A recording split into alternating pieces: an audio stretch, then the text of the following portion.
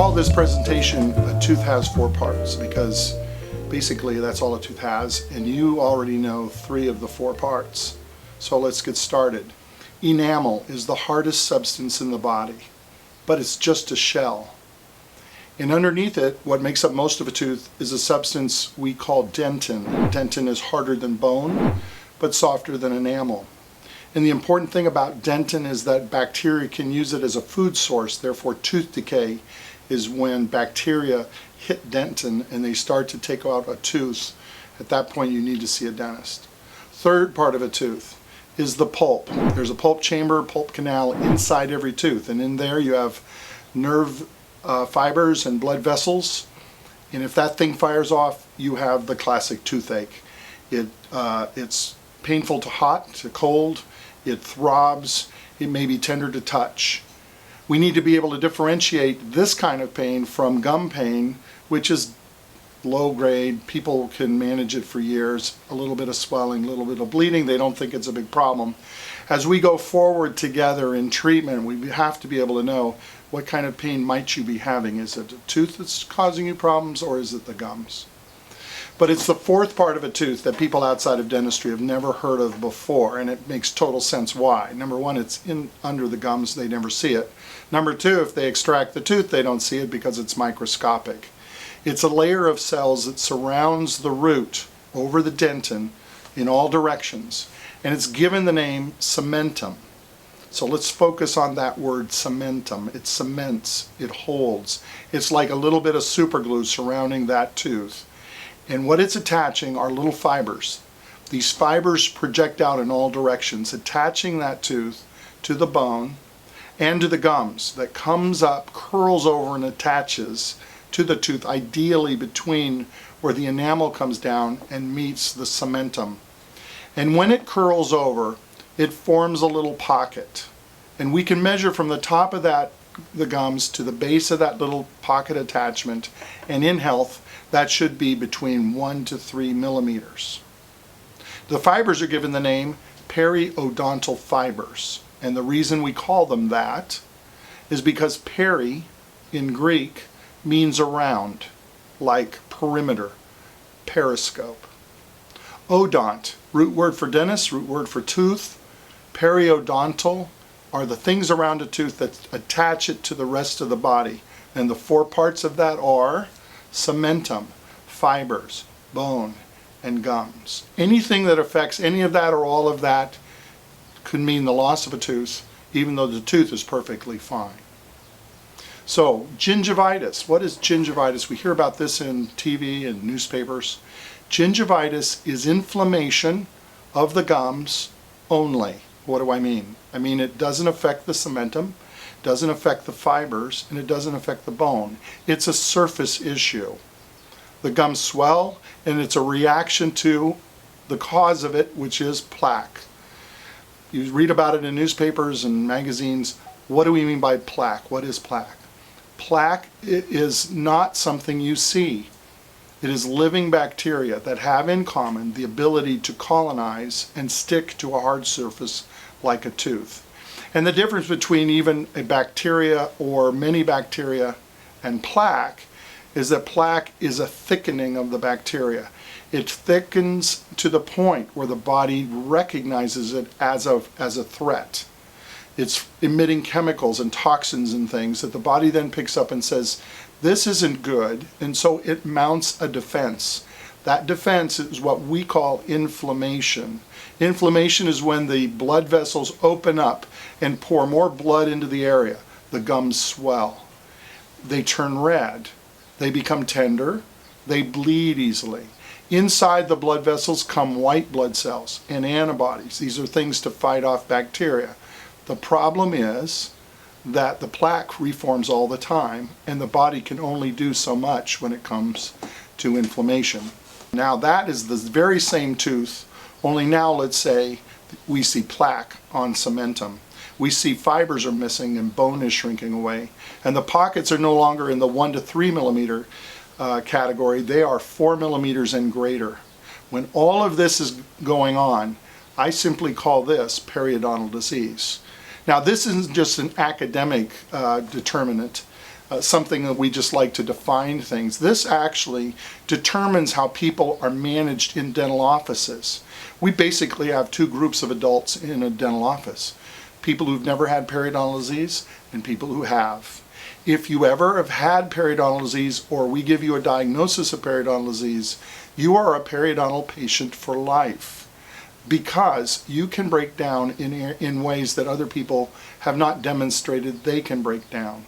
So this definition between gingivitis and periodontal disease is very important.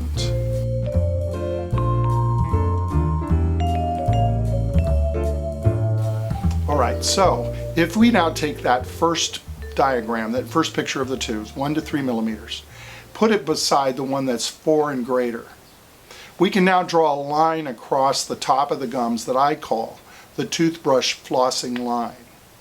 And when your pockets are 1 to 3 millimeters in depth, you have 100% ability to disrupt the plaque that causes the disease. However, go 1 more millimeter. Now all of a sudden, no matter how hard you try, organisms are colonizing and breaking down tissues and becoming deeper. Therefore, when things shift from the first picture tooth to the second one, there has to be a shift in responsibility. Yours was 100% when it was 1 to 3 millimeters. You could take care of all of that by yourself. When it got to the other side, the 4 millimeter, you couldn't. So now your responsibilities go to 80%.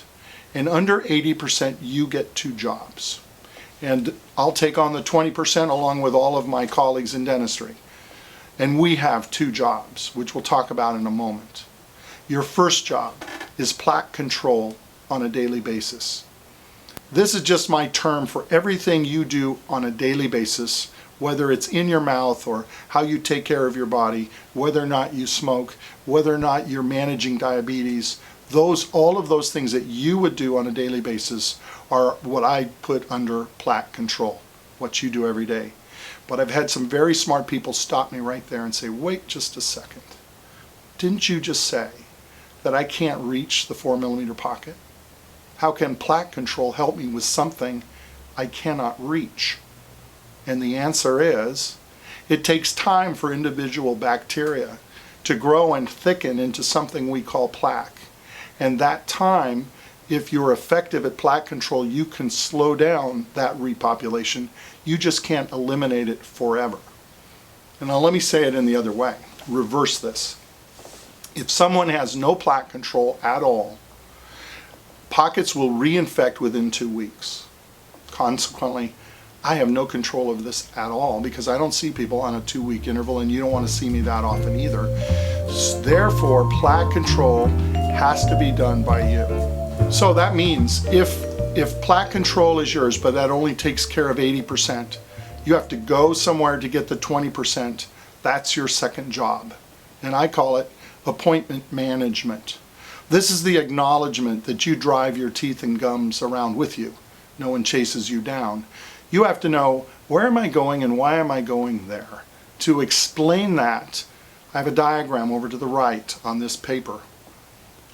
It's titled Appointment Management, and it's actually a timeline going off into the future. And below the line, if the start of that line is today, below the line is disease and problems, and above the line is health and stability, you are on one side or the other of that line based upon 2 numbers we're going to talk about in a second. So let's just say your 2 numbers show that you are in the disease category. The first thing anybody's going to want to do for you is get you across that line as quickly as possible. And under appointment management, I simply describe this as active treatment. In active treatment, you come and go with appointments fairly quickly, hopefully, and it ends when another examination similar to the one we've done today reflects that those 2 numbers have shifted. So let's say they have. Now you're in the health and stability side of this line going forward. Now we already know, if nothing else is ever done in the 20% again, you never have another dental appointment, you would eventually break down. We've already explained why. And since no one wants that, we put you into something else. And I call this supportive periodontal therapy. And what this looks like is you don't come back immediately for another appointment, but you come back months later.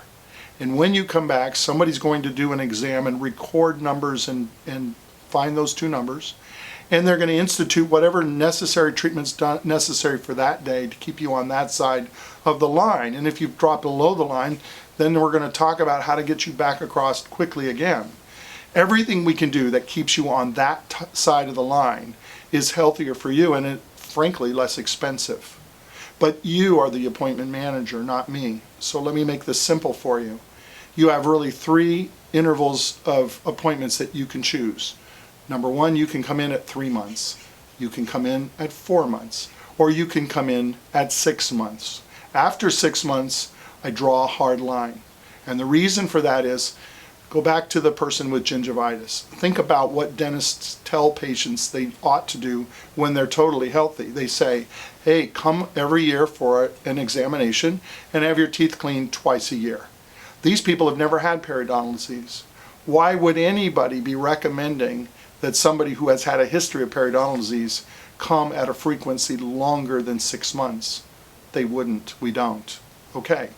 Now, if you ask me what would be my recommendation for when you should come back, I will give you the most conservative answer, and that is anyone coming out of active treatment ought to go to 3 months, then prove, based upon those numbers, that we can stretch it to 4 months, and then prove we can stretch it to 6 months, and stay at whatever interval keeps you on that side of the line. Some people can go at 6 months, some people need 3 months. Whatever you can do, regardless of whether or not an insurance company covers that cost or not, is better off for you than expecting that you'll do whatever the insurance company will pay for. If that puts you back into disease category, you're paying a lot more than you need to. So what are the 2 numbers? The first number is what I call bleeding index.